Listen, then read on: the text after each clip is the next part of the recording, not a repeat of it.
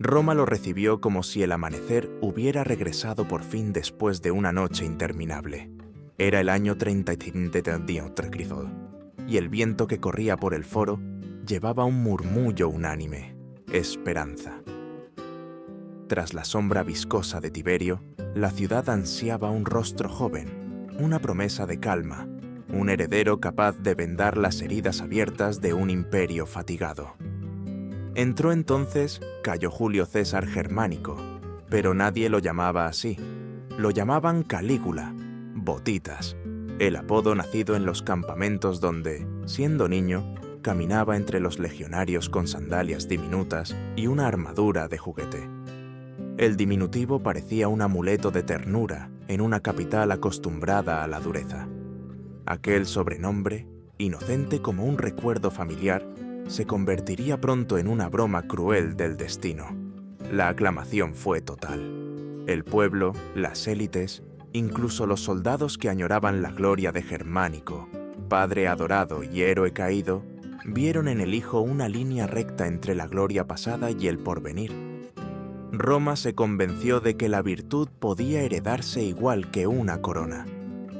Cuando el Senado pronunció su nombre, la ciudad imaginó un médico de almas y no un depredador, un restaurador del mos maiorum y no su verdugo. Era la ilusión perfecta. El imperio necesitaba creer que la violencia reciente había sido un paréntesis, que la rueda podía volver a su centro. Pero la historia de los imperios no es un río que retrocede, y a veces, la paz anhelada es solo la antesala de una fiebre. Durante los primeros meses, el nuevo príncipe se movió como si hubiera sido cincelado para el papel. Sonrisas medidas, clemencias calculadas, espectáculos populares que engrasaban la maquinaria del consentimiento. El pueblo, sediento de pan y símbolos, confundió el brillo del oro con la luz del sol. Luego, sin aviso, llegó la fractura. Una enfermedad súbita, un delirio febril que lo llevó al borde del abismo y lo regresó con otra mirada. Los cronistas hablaron de un viraje de carácter. Los filósofos, de la máscara que por fin se desprende cuando la salud se desgaja. Los que vivían a su alrededor hablaron en susurros de un hombre que despertó con hambre en los ojos. Hambre de sentir que todo y todos le pertenecían. No hay metamorfosis más peligrosa que la de un anhelo convertido en derecho. La ciudad empezó a notar signos diminutos, una broma que humillaba más de lo debido, un gesto ceremonial convertido en exhibición personal, un decreto que sonaba a capricho. Roma, educada en el equilibrio entre tradición y ambición, olió el desajuste. Calígula no quería gobernar, quería poseer. No deseaba la obediencia como tributo, la quería como humillación. La intimidad para él no era un territorio sagrado, sino un campo de pruebas. ¿Qué ocurre cuando el poder entra, sin pedir permiso, en los lugares donde antes solo cabían el pudor, la lealtad y la vergüenza? La respuesta inicial fue un murmullo nervioso. Nada, aún. El imperio respiró hondo y siguió adelante. Era fácil perdonar los primeros excesos.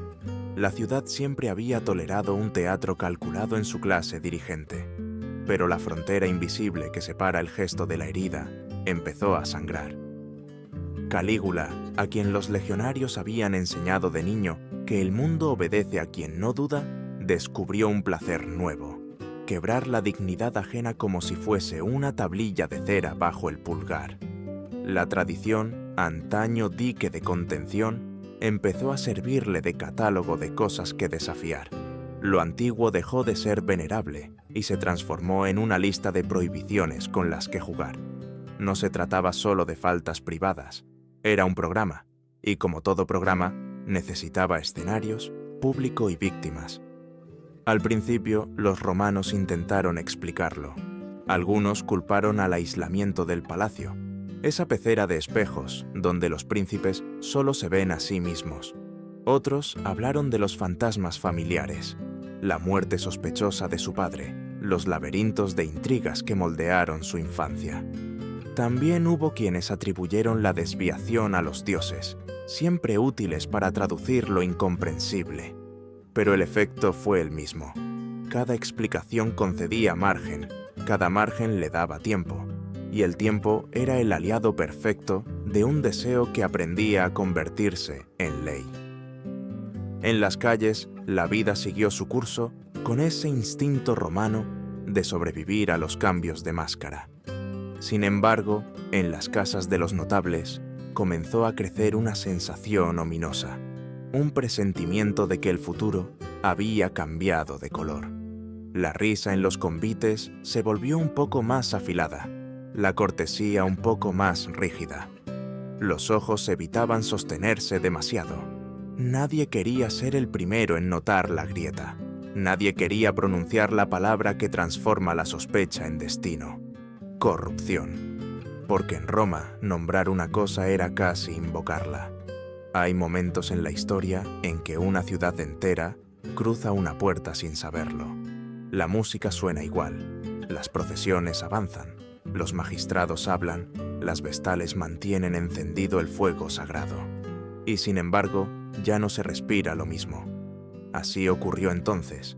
Calígula empezó a desordenar, con la soltura de un heredero que abre cajones ajenos, los hilos que sostenían la vida común, el honor, el pudor, la ley no escrita de respetar lo íntimo.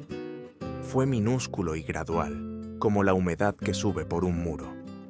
Poco a poco, los romanos comprendieron que el príncipe no solo gobernaría sus cuerpos, sus bienes y sus votos, sino también sus silencios.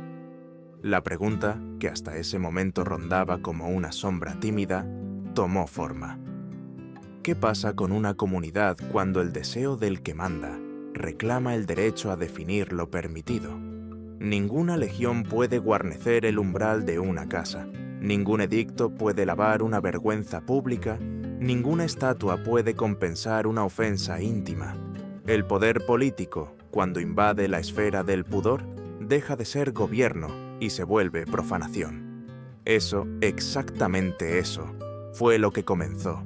Y Roma, que había erigido su grandeza equilibrando fuerza y rito, se asomó de pronto a un ritual nuevo: el de ver al jefe de todos cruzar límites que ni los bárbaros se atrevían a imaginar.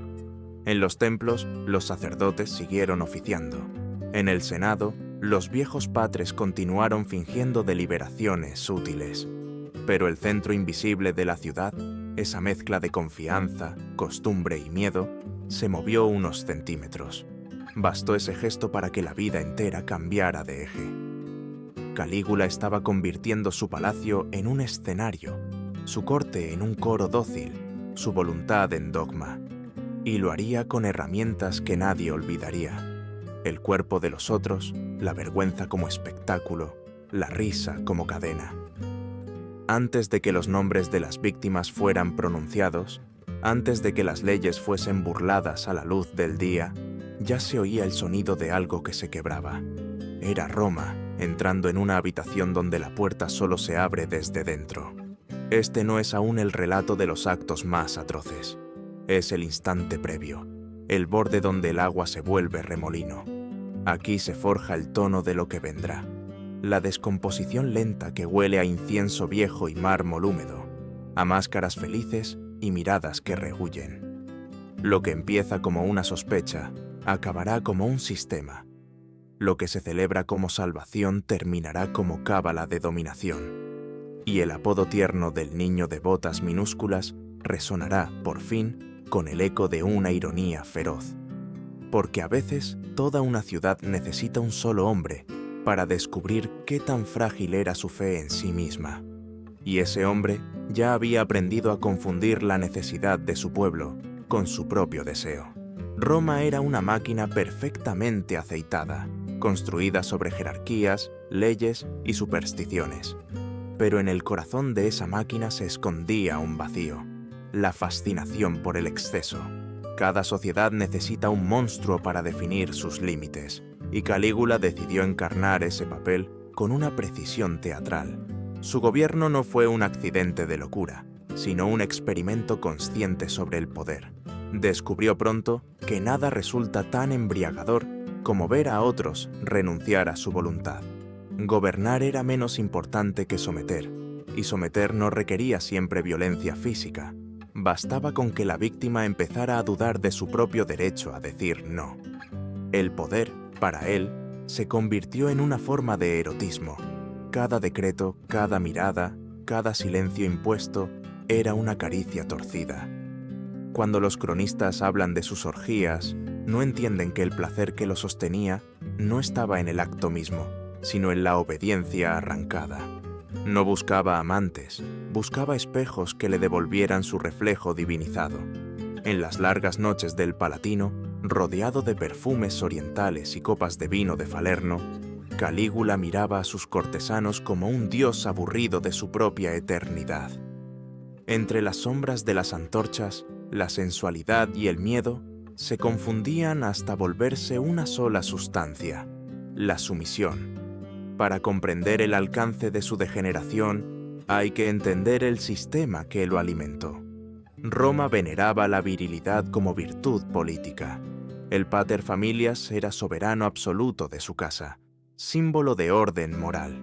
El imperio, en cierto modo, era una familia gigantesca.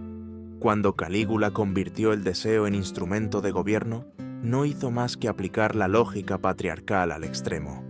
Si el padre puede poseerlo todo, ¿por qué el César no habría de poseer también los cuerpos de sus súbditos?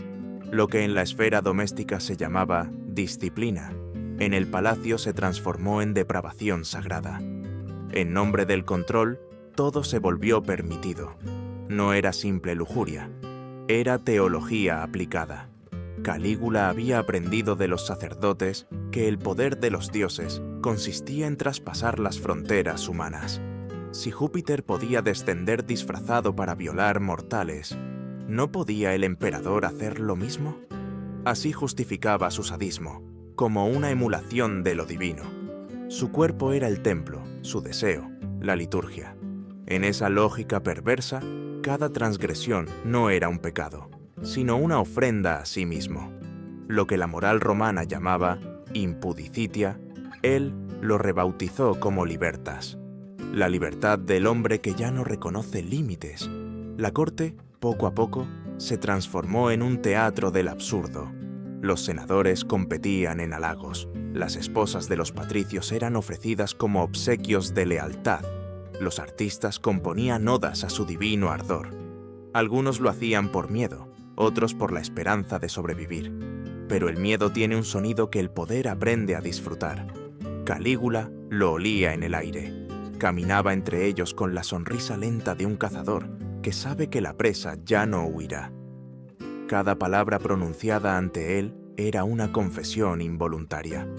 El Senado, antaño bastión de honor, se convirtió en un burdel político, donde cada gesto buscaba complacer al amo invisible. Los rumores sobre su crueldad se mezclaban con los de su gracia. A veces, después de humillar a un noble, lo colmaba de regalos.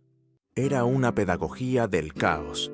Nadie podía prever cuándo vendría el golpe o la recompensa. Ese desorden calculado minaba las defensas mentales del pueblo. Los filósofos posteriores lo llamaron metus principis, el miedo del príncipe, pero también el miedo que el príncipe siembra en todos. Roma se volvió un laboratorio de obediencia. La virtud cívica fue sustituida por la prudencia cobarde. Nadie se atrevía a recordar que el Senado tenía el derecho de oponerse. Nadie se atrevía a mencionar la palabra república. En las calles los poetas cantaban con ironía velada. «El César ha devorado su sombra», decía uno. «Roma tiene un nuevo dios, hecho de deseo y desprecio», respondía otro. Pero las palabras eran peligrosas. Un mal verso podía costar la lengua.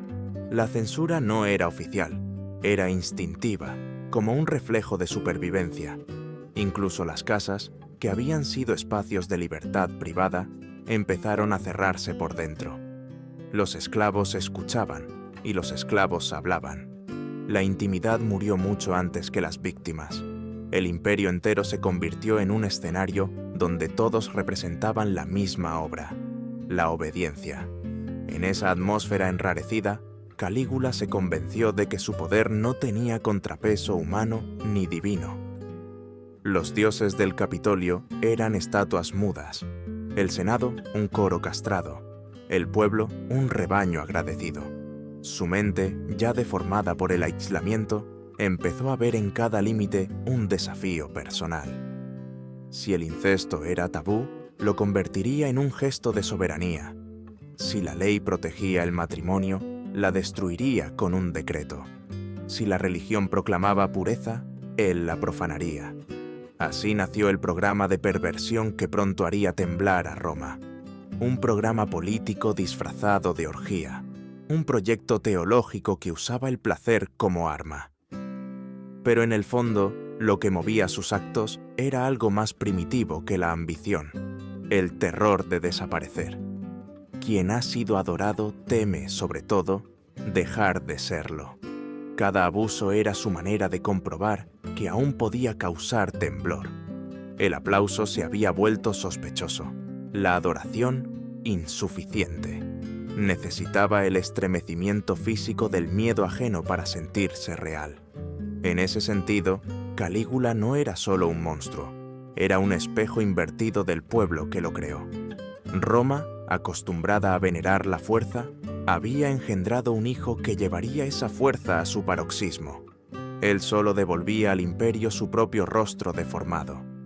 De aquel juego de reflejos nacerían los actos más infames.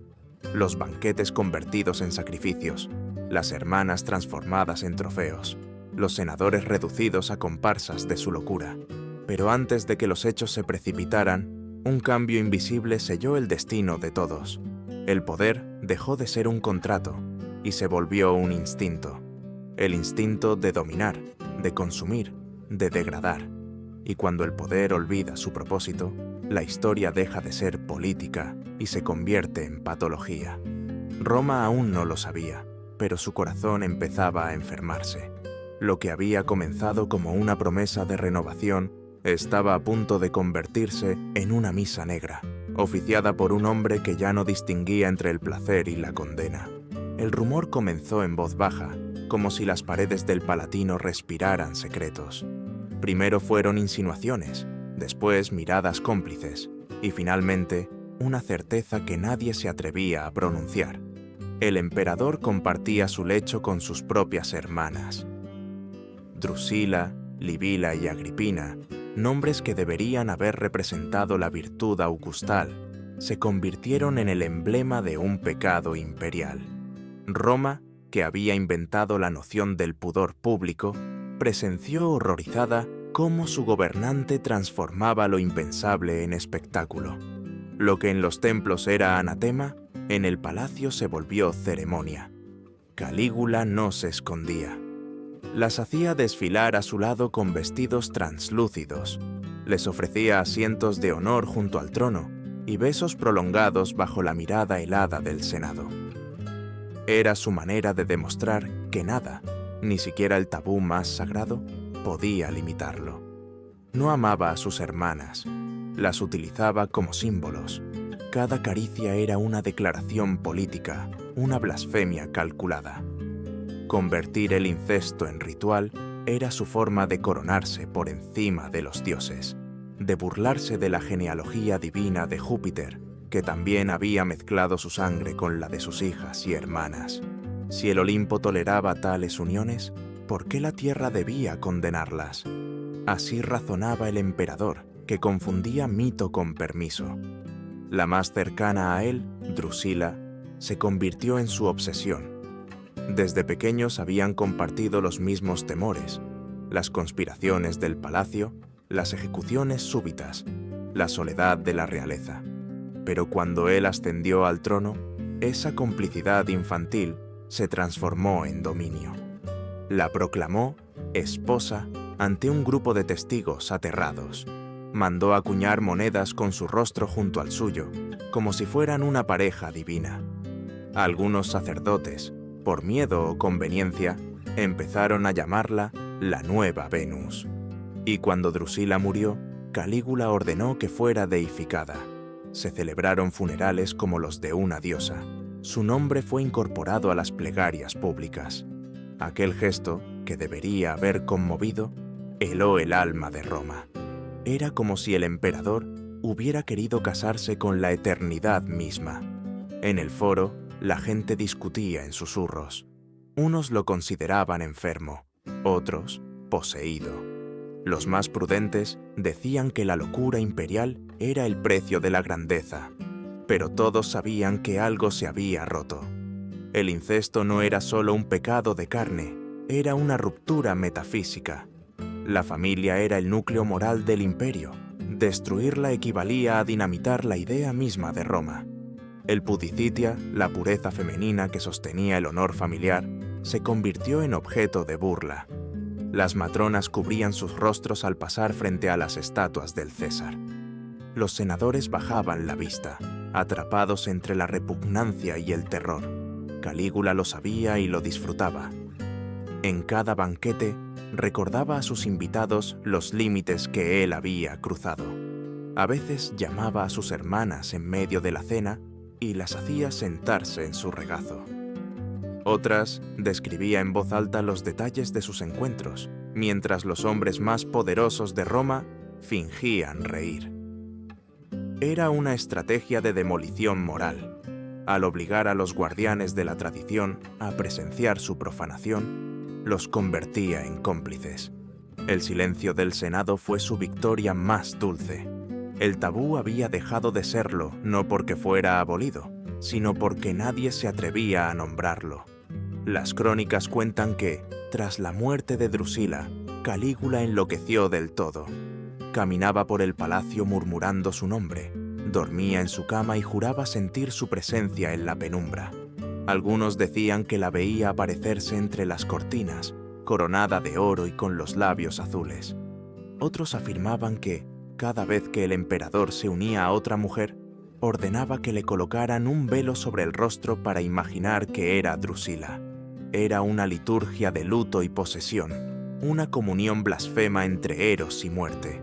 En su mente, el amor y el poder ya no podían separarse. Amar era destruir, poseer era dominar, recordar era repetir la profanación. Pero la locura de un solo hombre no explica el silencio de todo un imperio. Los senadores que habían jurado defender la ley permanecían mudos. Los filósofos, que predicaban la virtud estoica, miraban hacia otro lado. Las familias nobles, temerosas de perder sus privilegios, preferían enviar ofrendas a los templos antes que palabras de protesta. La sociedad entera se replegó sobre sí misma, paralizada por el miedo. Así, el crimen del César se volvió el espejo de todos. Roma no solo toleró la profanación, la consagró con su pasividad.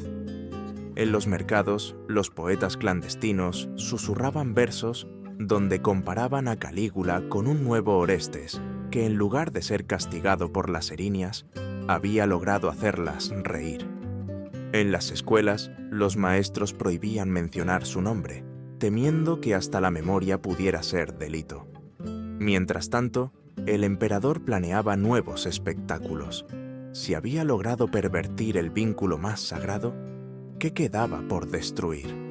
La respuesta se encontraba en las casas de los nobles, donde las esposas dormían con los ojos abiertos y los maridos fingían no temer. Calígula se disponía a cruzar la siguiente frontera, la del matrimonio, el último refugio de la dignidad romana. Antes de hacerlo, sin embargo, pronunció una frase que sus contemporáneos recordarían con espanto. Si Roma es mi esposa, puedo acostarme con toda ella. Nadie supo si hablaba en metáfora o en amenaza, pero la ciudad entendió el mensaje. El emperador ya no distinguía entre lo público y lo privado, entre el deseo y la ley. Roma entera era su amante, y cada ciudadano su prisionero. Lo que había comenzado como un rumor incestuoso se convirtió en una doctrina imperial. El cuerpo de las mujeres era la frontera que definía su poder, y él, decidido a borrar todas las fronteras, estaba a punto de convertir el honor en su juguete favorito. El silencio se hizo norma. las risas fingidas, liturgia, las lágrimas, traición. En la penumbra de los salones, los músicos afinaban mientras el aire olía a incienso y vergüenza. Afuera, el pueblo seguía trabajando, comiendo, rezando, sin imaginar que el alma de Roma había sido vendida en el altar del deseo de un solo hombre. Nadie podía prever que, tras las cortinas de seda del palacio, comenzaba una nueva forma de guerra, no entre legiones, sino entre la dignidad y el placer. Una guerra que Calígula ganaría, no con espadas, sino con miradas. El decreto llegó como una broma y se quedó como una pesadilla. Calígula anunció, con la misma sonrisa con que solía brindar, que ninguna mujer noble estaría fuera de su alcance. Las esposas de los senadores, de los generales, de los cónsules, todas podían ser llamadas al palacio por razones de estado. La fórmula era ambigua y por eso mismo perfecta. Nadie podía cuestionarla sin declararse enemigo del emperador. Así comenzó una era de silencio sofocado, donde la virtud se convirtió en riesgo y el matrimonio en condena. El rumor corría de casa en casa. Se decía que los guardias imperiales llegaban de noche, tocaban la puerta con el anillo del César, y la mujer debía obedecer sin preguntar. Algunas regresaban al amanecer con el rostro blanco, otras no volvían nunca. Los maridos, hombres acostumbrados al poder y la autoridad, se encontraban de pronto reducidos a espectadores de su propia humillación. Fingían no saber, porque saber era admitir que habían sido despojados de todo. En los banquetes, el silencio pesaba más que el mármol. Cada copa alzada era un acto de supervivencia. Cada palabra, una posible sentencia. Roma había celebrado durante siglos la pudicitia, la modestia y pureza femenina como cimiento de su moral pública. El retrato de una matrona virtuosa decoraba templos y monedas. Ahora, esa imagen era un cadáver simbólico. El mismo hombre que debía proteger la virtus de su pueblo la había convertido en espectáculo. Calígula elegía a sus víctimas durante los convites, paseaba entre los invitados, observaba a las esposas con la calma de un sacerdote, eligiendo ofrendas. Cuando decidía, hacía un gesto imperceptible y la mujer era llevada detrás de las cortinas, ante los ojos de todos. Nadie se movía, nadie protestaba. En el fondo del salón, los músicos seguían tocando, como si la música pudiera cubrir los gritos ahogados. Cuando ella regresaba, lo hacía con los pasos rotos y la mirada fija en el suelo. El emperador reía y compartía con el público detalles de lo ocurrido, exagerando gestos, inventando palabras, relatando entre carcajadas lo que acababa de destruir. Los hombres reían también, pero no por diversión. Reían porque el miedo no deja lugar al silencio. La risa, en Roma, se volvió la nueva forma de obediencia. Era el aplauso del esclavo disfrazado de cortesía. Quien no reía lo bastante fuerte podía desaparecer al día siguiente.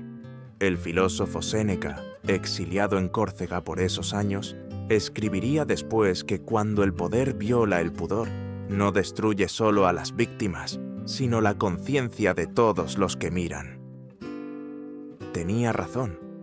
Calígula no buscaba placer, sino contagiar su corrupción. Quería que la vergüenza fuera colectiva, que cada romano sintiera que su silencio era complicidad. Así convirtió la intimidad en política y el deseo en gobierno. No necesitaba cárceles, el miedo era suficiente. Los senadores soportaban en silencio, pero el daño era profundo. Sus esposas, antaño símbolo de prestigio, ahora eran recordatorios vivientes de su impotencia. En los templos, los sacrificios aumentaban. Los hombres rogaban a los dioses por una señal, por un castigo, por algo que los liberara del deber de callar. Pero los dioses también guardaban silencio. Roma empezó a comprender que la impunidad humana podía ser tan eterna como la divina. Una noche, durante un banquete en el que estaban presentes embajadores griegos, Calígula interrumpió el festín y ordenó traer a la esposa de un cónsul ausente. La hizo entrar envuelta en un manto transparente y frente a todos la despojó de su dignidad. Luego la devolvió a su marido con un mensaje: «Tu lealtad ha sido probada». Al día siguiente, el cónsul ofreció sacrificios de agradecimiento por la benevolencia del César. Aquella escena se propagó como un veneno por toda la ciudad. Desde entonces, el honor se volvió una palabra vacía. La vida doméstica cambió su ritmo. Las mujeres dejaban de adornarse para no atraer la atención imperial. Los hombres evitaban hablar de sus esposas. Los banquetes se convirtieron en rituales de disimulo. Nadie sabía si su casa sería la siguiente en recibir la visita de los guardias. El matrimonio, pilar del orden romano, se transformó en jaula compartida. La sospecha se infiltró en los dormitorios. Muchos maridos, incapaces de soportar la vergüenza, se suicidaron. Otros eligieron el cinismo. Preferían pensar que la voluntad del César era una especie de favor divino. La autodegradación se volvió una estrategia de supervivencia. Calígula, mientras tanto, observaba. Su propósito no era solo poseer cuerpos, sino quebrar vínculos. Cada mujer arrebatada era una piedra arrancada de los cimientos morales de Roma. Cada esposo humillado era un testimonio viviente de su poder absoluto. El imperio entero comenzó a parecerle un teatro. Él era el único actor verdadero, los demás, figurantes que fingían no sangrar. Sin embargo, en esa orgía de control había una grieta invisible: la soledad. Nadie podía amar a un dios que exigía risas forzadas. Nadie podía desear al hombre que lo había convertido todo en instrumento. En los pasillos del palacio, los sirvientes hablaban de un silencio nuevo, el de la saciedad. Calígula, rodeado de cuerpos sumisos, empezó a aburrirse. Y el aburrimiento del tirano es el preludio del horror. Buscó entonces nuevas formas de humillación. Si ya había convertido el matrimonio en burla, quería ahora transformar el propio palacio en burdel. Roma lo comprendería demasiado tarde. Lo que el César ensayaba en los banquetes no era lujuria, era entrenamiento. Preparaba la degradación total, la institución del deseo como ley. Lo que venía después haría temblar hasta a los dioses del Capitolio. El Palatino, donde antes resonaban los pasos solemnes de los cónsules y los cánticos del triunfo, se convirtió en un santuario del vicio. Los cronistas lo llamarían más tarde Lupanar Imperial, el burdel del César. Pero aquel nombre no bastaba para describir el alcance de la profanación. Calígula no buscaba solo placer. Quería reescribir la arquitectura moral del imperio. Transformó el corazón del poder romano en un escenario de humillación colectiva, donde el deseo se mezclaba con la política y el pecado con el deber. Ordenó que se instalaran cortinas de seda en los corredores del palacio y que las mujeres de las familias más nobles fueran llevadas allí para servir a quienes el emperador eligiera. A veces eran senadores envejecidos, obligados a participar bajo amenaza. Otras, mercaderes, gladiadores o extranjeros, seleccionados por su aspecto o por el azar. Nadie se atrevía a negarse. El palacio, otrora símbolo del poder divino, se llenó de murmullos, risas nerviosas, sollozos. Los mármoles, pulidos por generaciones, empezaron a oler a miedo y sudor. Los esclavos, testigos de aquel infierno, aprendieron a fingir ceguera.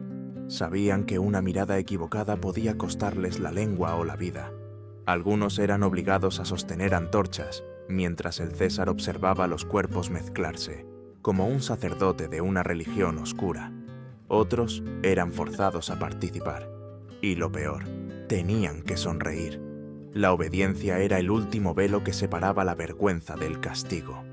A los ojos de Calígula, todo aquel caos era una obra maestra. En su mente distorsionada, Roma entera debía experimentar la fragilidad que él sentía ante la muerte y el tiempo. Si podía quebrar la dignidad de un pueblo tan orgulloso, podría convencerse de que nada, ni siquiera los dioses, era incorruptible. Así nació su filosofía perversa, La virtud es una máscara, el poder su mano que la arranca. Algunos historiadores modernos lo describen como un narcisista absoluto, otros como un enfermo que usaba el erotismo como instrumento de tortura. Pero el resultado fue más profundo que cualquier diagnóstico. Calígula desmanteló el alma social de Roma. Los valores que habían sostenido el imperio, honor, deber, autocontrol, se disolvieron entre risas forzadas y lágrimas disimuladas. Los templos permanecían abiertos, los sacrificios continuaban, pero los dioses parecían haber huido. Los banquetes se volvieron liturgias del dolor. Calígula ordenaba que las mujeres que servían en el salón del placer fueran presentadas como sacerdotisas del nuevo culto. Las hacía vestir coronas de oro y cadenas en los tobillos. Las llamaba por nombres de diosas, mezclando lo divino con lo degradado. Cada noche, la frontera entre rito y crimen se desvanecía. Y cuando los invitados titubeaban, el César alzaba la copa y pronunciaba una frase que se grabó en la memoria de todos. Si los dioses pueden poseer a los mortales, yo puedo hacer lo mismo. Yo soy el dios de Roma. Las noticias del escándalo se extendieron por las provincias. En Alejandría, los filósofos escribieron sátiras anónimas. En Judea, los sacerdotes lo llamaron abominación. En Grecia, algunos lo compararon con los tiranos de la tragedia, destinados a caer por su propia ibris. Pero en Roma, nadie se atrevía a levantar la voz. El terror había impregnado la respiración misma de la ciudad.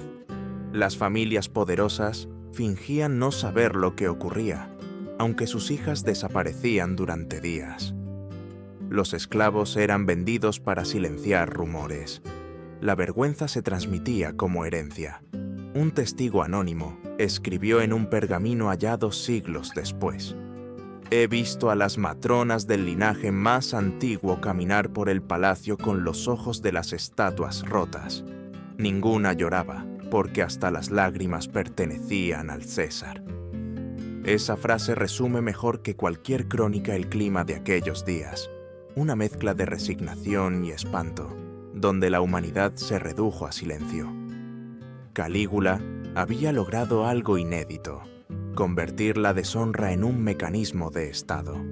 Cuanto más humillaba a su pueblo, más consolidaba su dominio. El miedo, esa emoción que paraliza, se convirtió en el nuevo cimiento del imperio. El Senado, reducido a una sombra de sí mismo, no legislaba ya sobre la guerra ni la economía, sino sobre el decoro de los aplausos. En las calles los ciudadanos empezaron a hablar en clave, a usar proverbios para referirse al emperador. Roma aprendió a sobrevivir mintiendo. Y, sin embargo, entre el hedor del pecado y el perfume de las antorchas, algo más oscuro comenzó a crecer: el cansancio. Los guardias pretorianos, obligados a custodiar las orgías y castigar a quienes no sonreían, empezaron a sentir náuseas. Los sirvientes, que recogían las túnicas de seda y los vasos derramados, comenzaron a odiar el sonido de la risa imperial. En los sótanos del palacio, los murmullos cambiaron de tono. El horror, cuando se prolonga demasiado, se vuelve semilla de rebelión. Pero antes de que esa semilla germinara, el emperador aún tenía una frontera más que cruzar. Había degradado a las esposas de los nobles y convertido su palacio en prostíbulo. Ahora miraba con codicia hacia el único grupo de mujeres que todavía conservaban una santidad indiscutible: las vírgenes vestales, guardianas del fuego de Vesta. Profanarlas sería la culminación de su desafío, la ofensa definitiva contra los dioses y contra Roma misma. En Roma, pocas cosas eran tan sagradas como las vírgenes vestales. 6 mujeres elegidas entre las familias más nobles, juradas a 30 años de pureza, guardianas del fuego que representaba la vida del imperio. Mientras el fuego ardiera, Roma viviría. Si se extinguía, la ciudad estaría condenada. Las vestales no eran simples sacerdotisas, sino el corazón moral de la república transformada en imperio. En ellas se depositaba la idea de que todavía existía algo incorruptible, algo que ni la política ni la guerra podían tocar. Pero Calígula decidió que nada debía estar fuera de su alcance, ni siquiera lo divino. Una noche, después de un banquete, ordenó que trajeran a 3 de ellas al palacio. Los guardias se miraron unos a otros, sin saber si habían escuchado bien. Nadie había osado jamás profanar el templo de Vesta. Aquel lugar era intocable, incluso para un emperador. Pero el miedo ya era una religión más fuerte que la fe. Cumplieron la orden. Las jóvenes fueron conducidas al Palatino, cubiertas por velos blancos y con las manos temblorosas. Calígula las recibió riendo, con un tono de falsa cortesía. Les habló de pureza, de deber, de fuego eterno, mientras jugueteaba con una antorcha. Luego arrojó la antorcha al suelo y dijo: «Si Roma vive por vuestro fuego, entonces Roma vivirá en mí». Lo que siguió fue una blasfemia convertida en rito. En aquel acto, el César no buscaba placer, sino desafío. Quería destruir la frontera entre lo humano y lo divino, demostrar que podía apagar el fuego sagrado y encenderlo de nuevo a su antojo. Aquella noche, el templo de Vesta fue violado simbólicamente, y el eco del crimen se extendió por toda la ciudad como un presagio. Los sacerdotes guardaron silencio. Las vestales que sobrevivieron fueron enviadas de regreso a su santuario, pero el fuego ya no parecía igual. El rumor decía que temblaba, que chispeaba con un color enfermizo, como si los dioses hubiesen cerrado los ojos. En la mañana siguiente, Roma entera sabía lo ocurrido, aunque nadie lo mencionaba abiertamente. El crimen no era solo contra las víctimas, sino contra el orden del mundo. Profanar a una vestal era condenar la ciudad a la ruina. Los viejos augures, hombres que habían leído presagios durante décadas, se negaron a mirar el cielo. «El aire está contaminado», murmuró uno. Los poetas callaron. Los sacerdotes multiplicaron sacrificios. Pero nada podía lavar una mancha así. Por primera vez en siglos, Roma sintió que su alma colectiva se había quebrado. Los cronistas posteriores dirían que, desde aquel día, el rostro del emperador cambió. Su mirada, antes altiva y desafiante, se volvió vacía, como si hubiera probado el límite último del poder y encontrado solo silencio. Algunos lo describen caminando solo por el templo de Apolo, riendo para sí mismo, diciendo que los dioses no respondían porque ya estaban muertos. En su delirio, Calígula comenzó a llamarse a sí mismo Resurrección de los dioses antiguos. Mandó reemplazar las cabezas de las estatuas divinas por su propio retrato. En los templos, los sacerdotes debían ofrecer incienso a su nombre, y los ciudadanos eran obligados a rezarle. El crimen contra las vestales se convirtió en el cimiento de su nueva religión, la adoración de sí mismo. Lo que había empezado como erotismo se transformó en teología demente. Si podía violar la pureza, entonces podía reescribirla. Si podía destruir el símbolo del deber, podía crear un culto basado en el miedo. Cada templo que visitaba se convertía en un escenario para su nueva doctrina. El emperador como Dios viviente, dueño de cuerpos y almas. El Senado, paralizado, aprobó decretos que lo proclamaban Dominus et Deus. El pueblo, incapaz de negarse, empezó a repetir oraciones que no creía. Pero bajo esa superficie de devoción forzada, algo ardía en secreto. La sensación de que los dioses habían abandonado la ciudad. Los sacrificios se multiplicaban, pero los augurios eran cada vez más oscuros. Los campos sufrían sequías, los partos aumentaban en muertes, los rayos caían sobre templos antiguos. Muchos veían en ello el castigo divino. Las madres contaban a sus hijos que los dioses lloraban por las vestales. Los filósofos, en voz baja, afirmaban que Roma ya no era Roma, sino el cuerpo de una bestia poseída por su propio deseo. El fuego de Vesta, aunque seguía ardiendo, se había convertido en símbolo de algo distinto. resistencia muda en medio del horror. Las vestales supervivientes, encerradas en su templo, rezaban sin esperanza. Sabían que cada plegaria era un acto inútil, pero también una forma de recordar que aún existía una frontera moral. Sin embargo, el emperador no había terminado. Después de dominar la fe, necesitaba someter la apariencia de devoción. Quería que el pueblo lo adorara no solo por miedo, sino por costumbre. Quería que el horror se hiciera rutina. Así nació el nuevo culto imperial. En el foro se erigieron estatuas con su imagen coronada por rayos, imitando a Júpiter. En las plazas, los pregoneros anunciaban festivales en su honor. Los templos comenzaron a llenarse de incienso con su nombre grabado. Los sacerdotes fingían entusiasmo, los ciudadanos fingían fervor. Roma entera se convirtió en una misa profana, donde el único Dios era un hombre, y aquel hombre que había tocado la pureza y la había destruido, caminaba convencido de que la eternidad le pertenecía. Pero los dioses, aunque callaban, no habían desaparecido. El aire mismo parecía contener un resentimiento antiguo. Los rayos caían más cerca, los sueños se llenaban de augurios. Los guardias empezaron a mirarse con desconfianza. El silencio del fuego sagrado se transformó en una amenaza. Algo estaba cambiando, una grieta invisible que pronto se convertiría en espada. Calígula aún no lo sabía, pero al profanar a las vestales había firmado su propia sentencia, porque en Roma, donde todo puede perdonarse menos la ofensa a los dioses, ningún imperio puede sobrevivir sin fe. Y él, creyéndose Dios, había destruido la suya. Cuando un hombre destruye todos los límites, solo le queda una obsesión: inventarse nuevos. Calígula, tras profanar a las vestales y declararse Dios viviente, buscó un escenario donde su divinidad pudiera ser representada. Roma se convirtió entonces en un teatro continuo.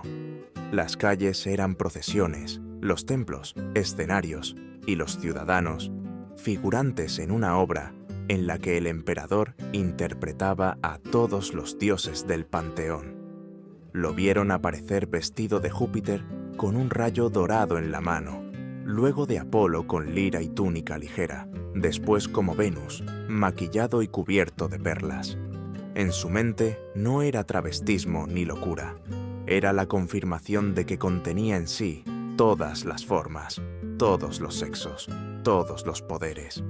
Ordenó que se erigieran estatuas suyas en cada templo, sustituyendo las cabezas de los dioses por la suya. Las imágenes de Marte, Mercurio y Neptuno fueron decapitadas y coronadas con su rostro de mármol. Quien se negara a participar en el nuevo culto era acusado de traición. Los sacerdotes debían ofrecer sacrificios en su honor y jurar por su salud como si fuera el eje del universo. El Senado, en su cobardía, votó un decreto que lo proclamaba Dominus et Deus Noster. Roma, la ciudad que había jurado no tener reyes, se arrodilló ante un hombre que se proclamaba Cosmos. En los foros se organizaron procesiones en las que niños llevaban antorchas con su nombre grabado. Los esclavos lanzaban pétalos mientras los músicos repetían una melodía monótona: Calígula eterno, Padre de la luz. El pueblo aplaudía, no por devoción, sino porque el silencio podía parecer deslealtad. En los mercados, los comerciantes juraban por el espíritu del César antes de cerrar un trato.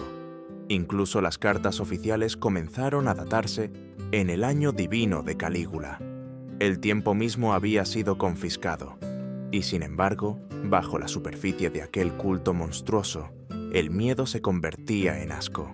Los ciudadanos empezaron a sentir una fatiga espiritual, una especie de enfermedad moral que se extendía como una fiebre.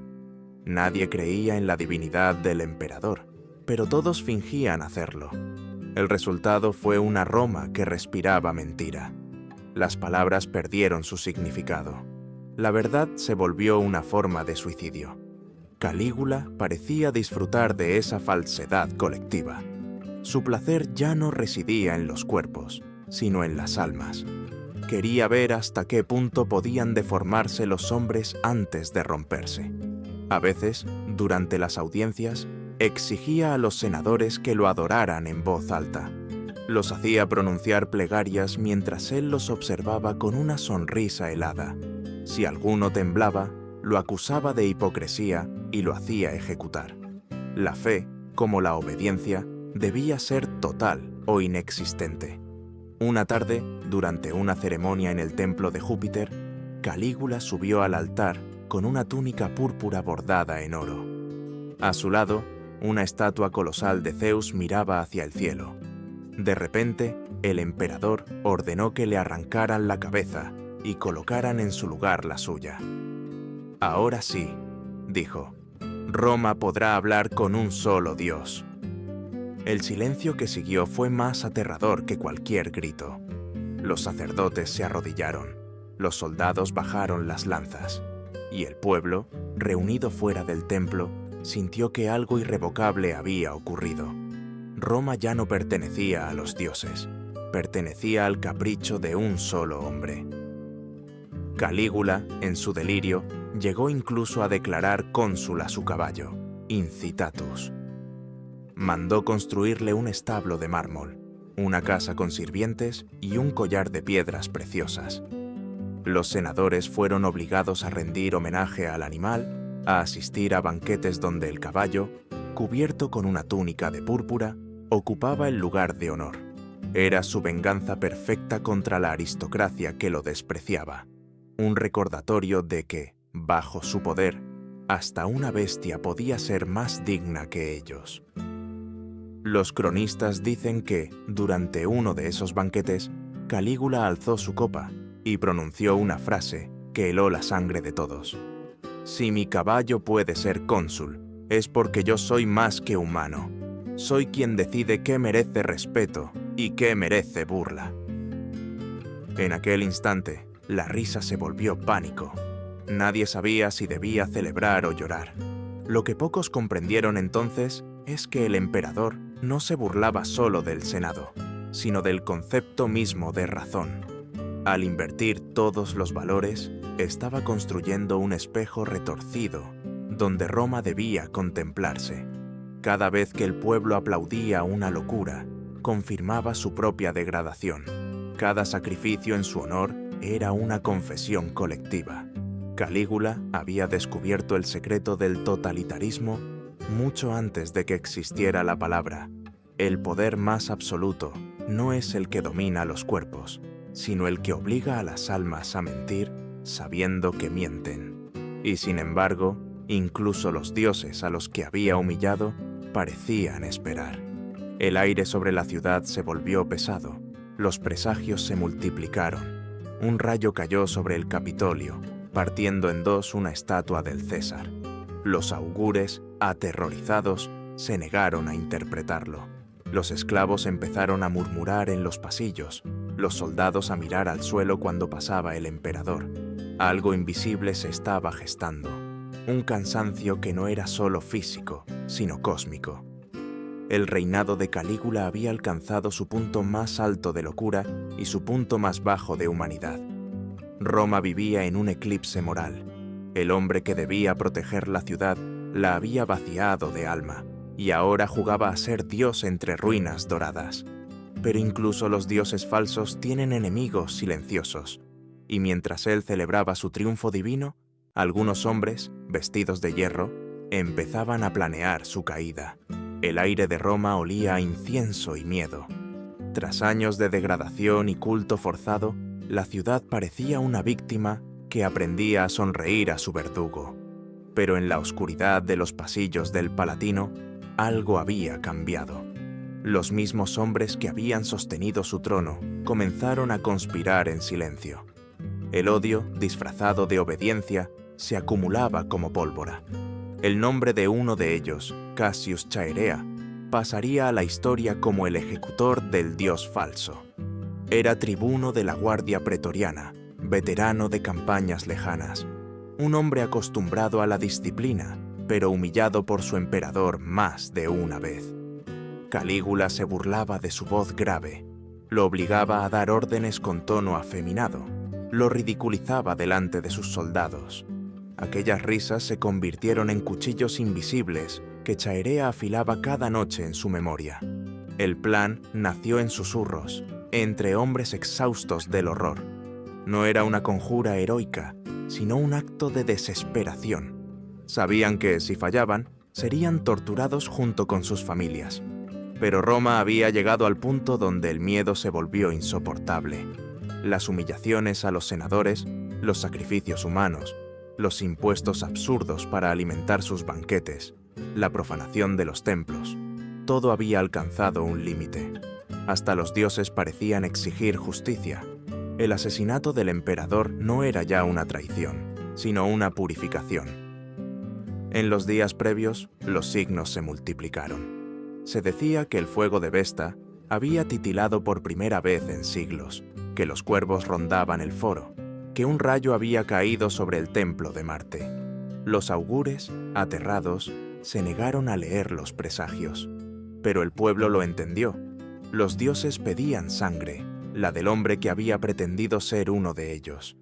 El 24 de enero del año 41 d.C., el Palatino amaneció envuelto en una calma extraña. Calígula se preparaba para asistir a un espectáculo de gladiadores en el teatro subterráneo del palacio, una estructura de mármol y sombra. Era su manera favorita de celebrar, contemplar el derramamiento de sangre mientras exigía que el público aplaudiera.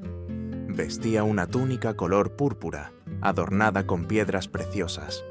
A su lado caminaban su esposa, Cesonia, y su pequeña hija, Julia Drusila, llamada así en honor a su hermana muerta. Los conspiradores esperaban en una galería lateral, fingiendo escoltarlo.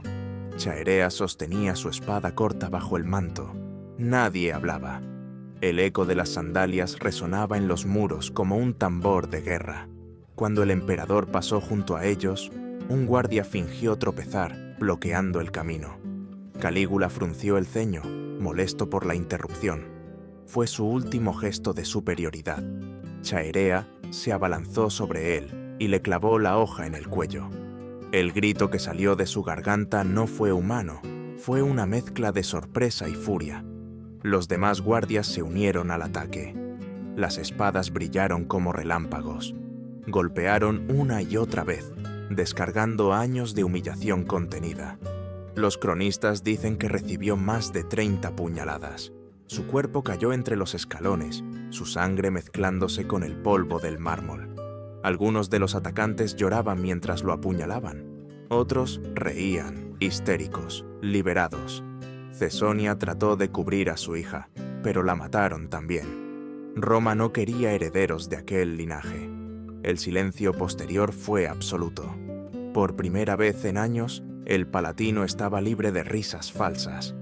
Durante unos instantes, nadie se movió. Los conspiradores se miraron entre sí, como si esperaran que el cadáver se levantara. El eco de las fiestas pasadas parecía flotar todavía en las paredes. Finalmente, uno de los guardias murmuró: «El dios ha muerto». Fue la frase que selló el fin de una era. Pero la caída de un tirano nunca es limpia. Afuera, el pueblo no sabía si celebrar o temer.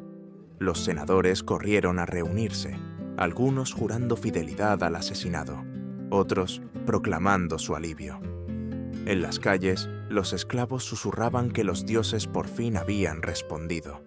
La ciudad entera respiró por primera vez en años, aunque con la incertidumbre de un animal herido. La muerte del emperador no devolvía la inocencia perdida.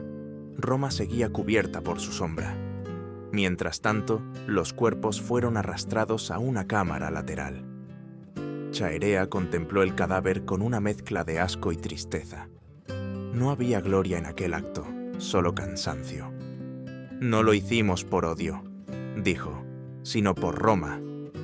Luego ordenó que lo enterraran en secreto, sin ceremonias, sin plegarias. Nadie debía erigir templos a aquel falso dios. Sin embargo, la ironía final del destino fue cruel. Pocos días después, los mismos guardias que lo habían ayudado fueron ejecutados. El Senado, temeroso del vacío de poder, eligió como sucesor a Claudio, el tío de Calígula. La dinastía Julio-Claudia continuó, y con ella la herencia de locura, sangre y divinización del poder. Roma había matado a su monstruo, pero no su reflejo. La semilla de la corrupción seguía viva. Los templos volvieron a llenarse, los juegos continuaron, los aplausos regresaron. Era como si el imperio necesitara un tirano para sentirse completo. El cadáver de Calígula, enterrado sin nombre, se convirtió en leyenda. Algunos decían que su fantasma vagaba por los corredores del palacio, riendo en la oscuridad. Otros juraban escuchar su voz durante las tormentas, gritando: «Aún soy Dios». Y quizás, en cierto modo, lo era. Porque ningún dios muere del todo mientras haya hombres dispuestos a adorarlo por miedo. El cadáver de Calígula se descompuso en una fosa anónima, pero su sombra siguió gobernando Roma mucho después de su muerte. No hay crimen que desaparezca con el cuerpo que lo comete. Las cicatrices más profundas son las que se graban en el alma colectiva. Tras el asesinato, la ciudad parecía despertar de un sueño febril. Sin embargo, el aire aún olía a ceniza y culpa. Los romanos caminaban por las calles, como sobrevivientes de un incendio invisible. Nadie hablaba de lo ocurrido, pero todos sabían que habían participado, de una forma u otra, en la liturgia del horror. El nuevo emperador, Claudio, intentó restablecer la normalidad. Restauró los templos, prohibió las imágenes divinas del César, reabrió los tribunales y ofreció amnistías. Pero las instituciones ya estaban podridas por dentro. El Senado, que había reído ante las orgías del tirano, no recuperó jamás su dignidad. Los sacerdotes, que habían jurado por su divinidad, continuaban oficiando con miedo. Roma había aprendido a obedecer sin creer, y esa obediencia vacía se volvió el nuevo hábito del poder. La tiranía no terminó con la muerte de Calígula, simplemente cambió de rostro. Los filósofos estoicos comenzaron a escribir sobre el mal del alma romana. Séneca, desde su exilio, lo describió como una enfermedad espiritual nacida del silencio. Quien calla ante la injusticia, escribió, alimenta la serpiente que lo devorará.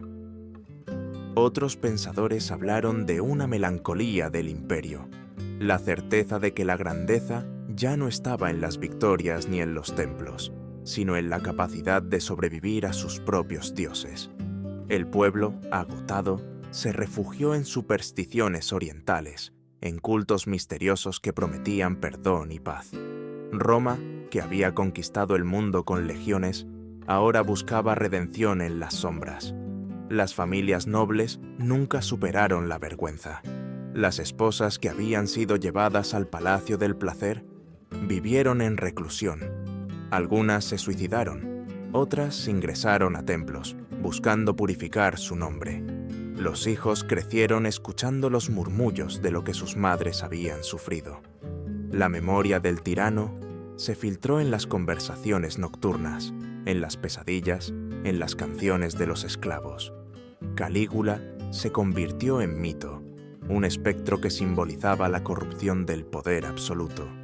En las casas, cuando los padres querían asustar a los niños, susurraban: «Duerme, o vendrá el César que se cree Dios». Pero la herida más profunda fue moral. Roma comprendió que no necesitaba enemigos externos para caer.